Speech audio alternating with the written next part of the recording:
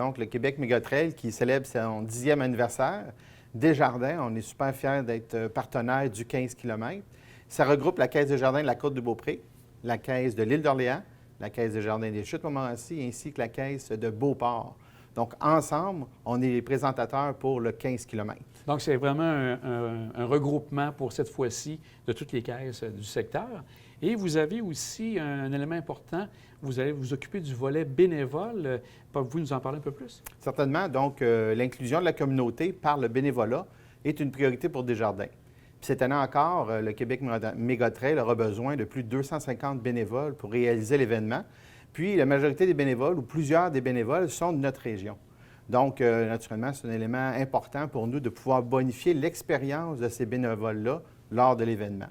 Aussi, les Caisses Desjardins, nos 4 caisses ensemble, on est à organiser potentiellement là, une équipe pour être bénévole lors du 15 km qui est présenté par Desjardins. Et ça peut ressembler à quoi au niveau des rôles de bénévoles? Ça touche à différents aspects de l'événement? Certainement. Donc, en fonction de ce que j'ai lu sur le site du Québec Mégatrail, c'est l'approvisionnement naturellement en eau ou possiblement d'autres denrées là, pour pouvoir soutenir, parce qu'il y a des courses qui vont de 1 km jusqu'à 160 km. Donc, ces gens-là, les participants, les coureurs, les coureuses, ont besoin de ravitaillement. Donc, c'est les principales activités des bénévoles. Ne serait-ce qu'aussi d'indiquer des endroits où aller, des directions, ou encore remettre des chandails lors des inscriptions, etc. Et les inscriptions pour pouvoir devenir bénévole, ça se fait de quelle manière?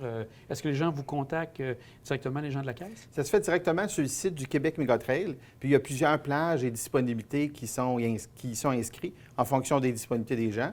Puis nous, la Caisse, on s'organise là, avec les autres caisses pour pouvoir être une équipe. Et je reviens pour le 15 km. Est-ce qu'il y a encore des inscriptions possibles ou tout est réglé? Ah, c'est déjà plein. Déjà, les 300 places disponibles sont remplies. Mais j'invite les gens, par contre, à participer aux autres distances. Il y a 6 km qui sont disponibles. Puis, vous savez, tout ce qui est la course, bouger, sont des habitudes ou des saines habitudes de vie que aussi Desjardins promouvoient, ne serait-ce que par l'activité physique. Donc, les distances, naturellement, à 160 km, c'est seulement pour les professionnels, mais il y a des distances accessibles là, pour tout le monde. Aussi, Desjardins très, très impliqués, Desjardins de la Côte-de-Beaupré. Vous avez aussi été commanditaire pour la Coupe Canada dernièrement pour le ski acrobatique. Et ça s'est passé dernièrement, je crois. Oui, c'est ça, la fin de semaine passée. Donc, le 19 et 20 mars, il y avait la compétition de ski acrobatique au Mont-Saint-Anne, le ski acrobatique via les bosses. Et puis, c'était un championnat canadien qui regroupait une centaine d'athlètes.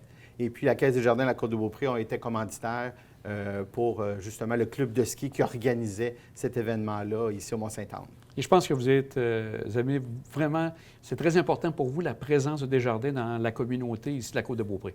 Oui, par plusieurs différents moyens, que ce soit des dons, des commandites ou encore une participation plus importante lorsque des projets du Fonds d'aide et développement du milieu, qui sont des projets structurants où la durée de vie ainsi que la contribution dans la communauté est importante.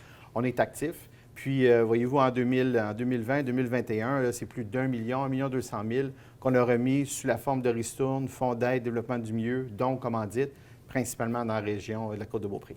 On a bientôt aussi l'Assemblée générale annuelle qui s'en vient pour vous. Je crois que c'est le 11 avril. Est-ce qu'elle est encore virtuelle ou il y aura possibilité d'être sur place à cette Assemblée? Cette année encore, là, comme pour une deuxième année d'affilée, l'Assemblée annuelle, le 11 avril prochain, sera entièrement virtuelle. Les informations là, sont disponibles sur le site Facebook, à l'entrée de la caisse, lorsqu'on l'a affiché dans les portes aux différents endroits.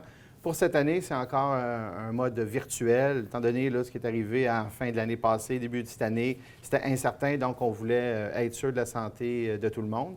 Donc, le 11 avril prochain, puis il y aura des détails là, qui suivront suite à l'Assemblée générale annuelle.